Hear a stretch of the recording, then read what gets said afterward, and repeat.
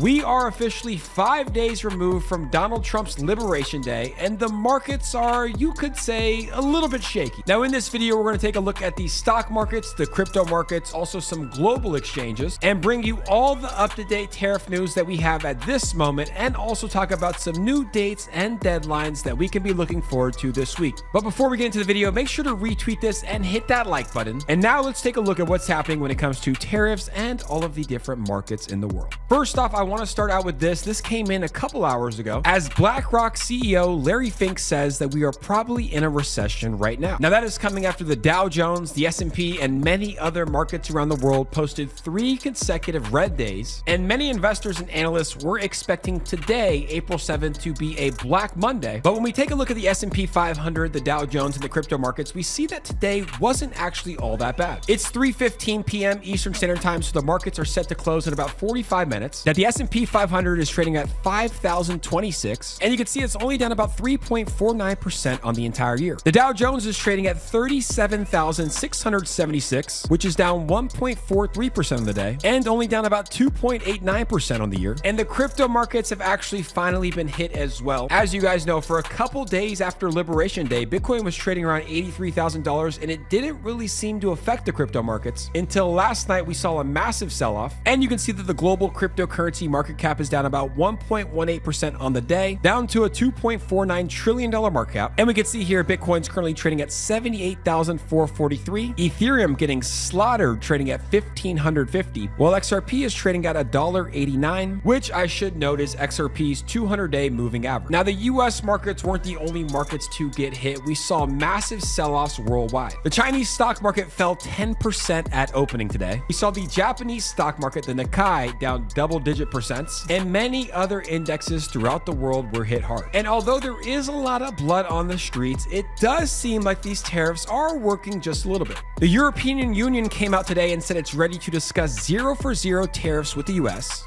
And President Trump also said that countries from all over the world have reached out to negotiate new trade deals. So the EU, which is one of our biggest trading partners, offering 0-for-0 tariffs is great news. And you have to remember, it's only been 5 days since Liberation Day, and there's already been numerous countries calling into President Trump to renegotiate their trade deals, which is good. Now, there is one country that is playing hardball, and that is China. As I mentioned earlier in this video, China's stock market has been taking a huge hit. Actually came out and said that President Trump's tariffs are bullying. Now, President Trump was on the Air Force One last night, and he was taking questions from reporters, and he mentioned that the US has a trade deficit with China in the tune of over $1.1 trillion. Now, as you guys know, last week, China implemented a 34% additional tariff on US goods, and President Trump took to Truth Social today to announce an additional 50% tariff on China if it does not withdraw its 34% tariff increase. Now, President Trump gave China until the end of today, which is April 7th. If not, this additional 50% tariff on China will go into effect on April 8th. So these tariffs have definitely been interesting, to say the least. A number of countries throughout the world have already come to the negotiation table to negotiate with Donald Trump, although we are seeing other countries like China play hardball. And at this point, what we're really doing is just waiting to see who bends the knee first. Although we have gotten a lot of negative reaction when it comes to stock markets and crypto prices, it does appear, at least in a small fraction of countries, that President Trump's tariffs are working, and he is getting better deals from countries that we trade with. So I will make sure to keep you up on all tariff news and all the trade wars and what happens with China this week, because it does impact stocks and it really does impact crypto as well. So if you guys enjoy this content, make sure to retweet this, hit that like button, follow me here online. And as always, I appreciate you guys for watching, and we'll see you all on the next episode.